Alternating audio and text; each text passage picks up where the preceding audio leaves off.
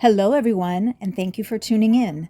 So, Foodie Beauty did two uploads yesterday. One was a video, and the other was a live stream titled Dinner Bees.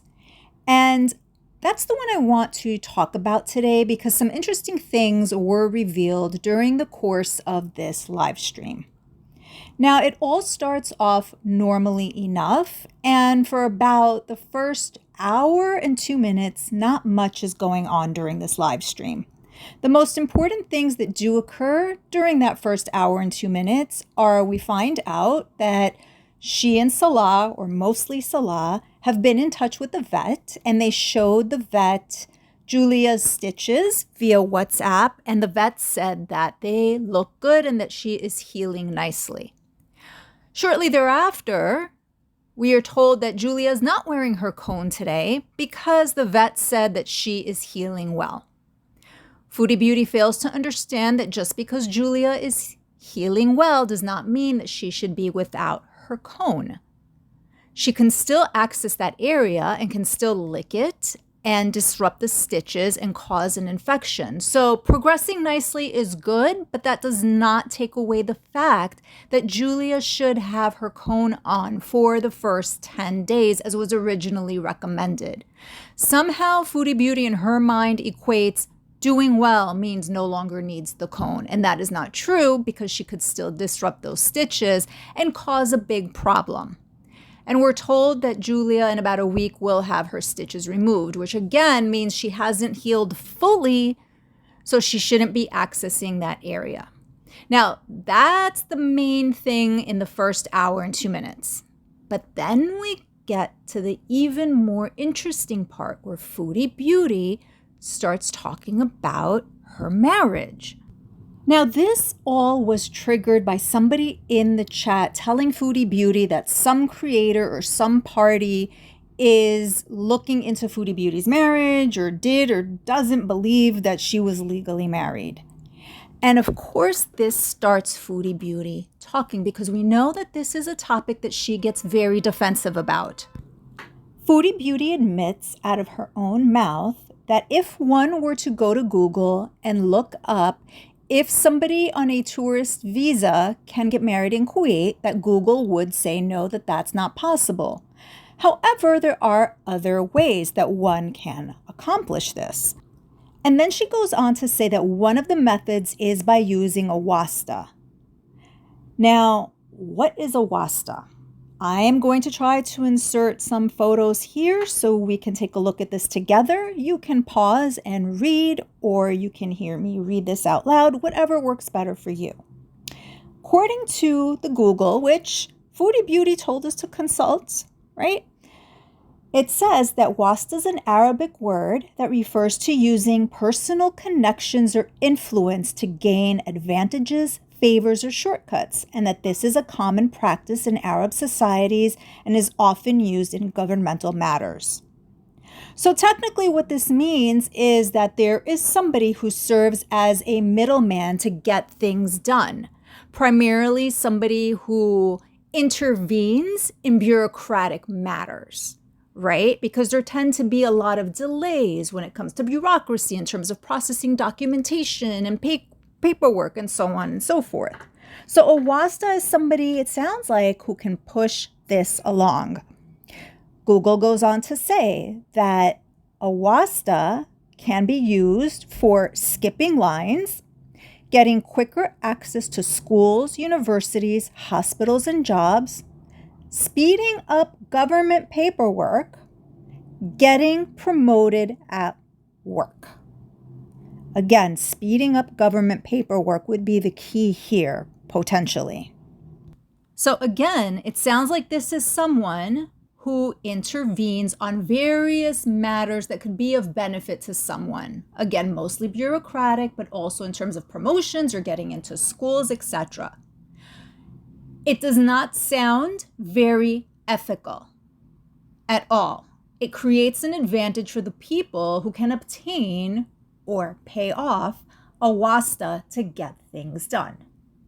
We'll get back to that point about having a Wasta and potentially paying somebody to be a Wasta. We'll get back to that in a moment. But let's continue with what the Google has to say.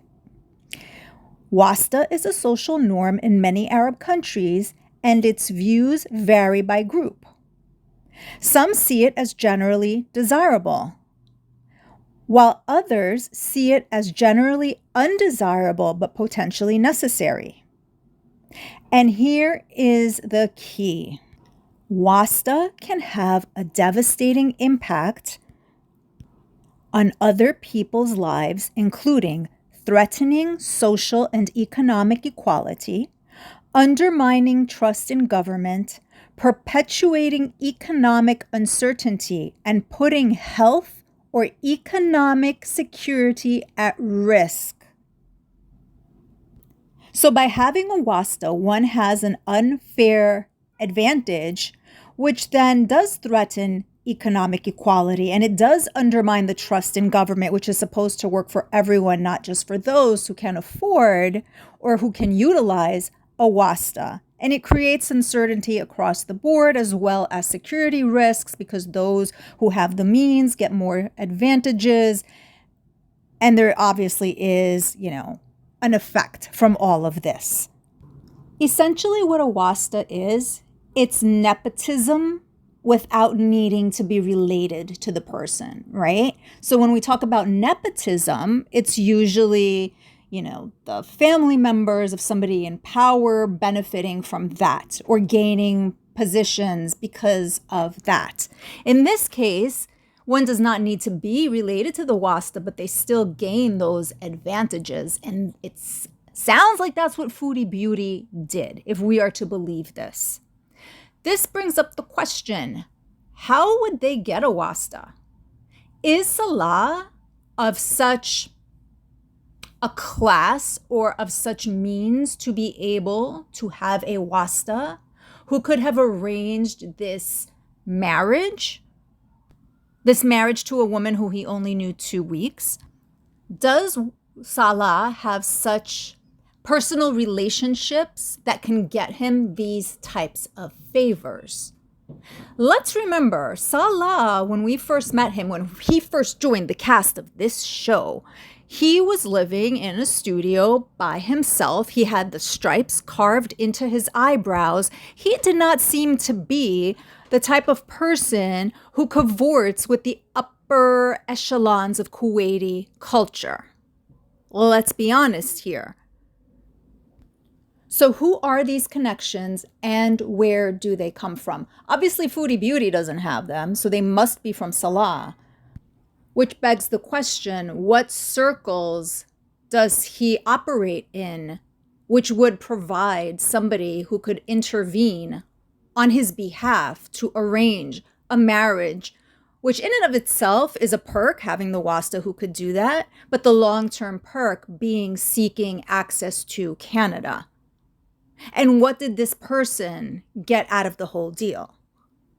Now, is this why Foodie Beauty originally was sending money out there before she moved? I know there was a certain amount of thousands of dollars that she sent before she arrived. Was it to pay for this Wasta? So during the course of her live stream, of course, Foodie Beauty starts to backtrack on this, saying that, well, Wasta is one of the ways that you can get, your papers done so that you could have a marriage even if you don't have residency, etc., etc. So she tries to step back away from this a little bit, saying that that's not necessarily what they did, but it's one of the ways that the marriage could have happened. And of course, this all gets amplified because supposedly Aisha, remember her? She's like threatening Foodie Beauty that she's going to report her and so on and so forth. At a minimum, what Foodie Beauty did by publicizing all of this and putting this out there on a live stream, which is still up, is she's implicated herself and Salah in what potentially is an illegal marriage. Definitely in something that is viewed as an unethical approach to getting the paperwork to be married. Now, It is my belief that even if an intermediary was used, or if Salah told her that he used an intermediary, that does not necessarily mean that this person was legit, that any documents which were drawn up were legitimate, or that there is any legal marriage on the record. Remember, this all started off as a romance scam via Tinder. So who's to say that Salah and somebody of his did not tell Foodie Beauty, send us money to make this marriage happen, and she did, and none of it is legal? She wouldn't know what paperwork she's looking at or what paperwork she's reading anyway. She might think that she has a loophole marriage, when in fact, it's nothing of the sort. It's a fraudulent document. She wouldn't know any better. But either way, she has implicated herself and Salah in this scheme, in this ruse, and possibly put them both in danger. We'll see what comes of this. One thing that will most likely come of this for sure is that Aisha is going to stir up the drama again, because this is how this whole conversation got started. That dynamic is back. They're going at it again. Foodie Beauty and Aisha are going back and forth again, arguing with each other.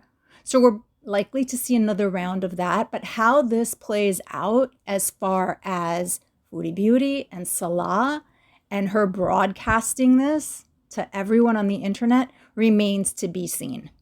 Let me know your thoughts. Thank you so much. Until next time.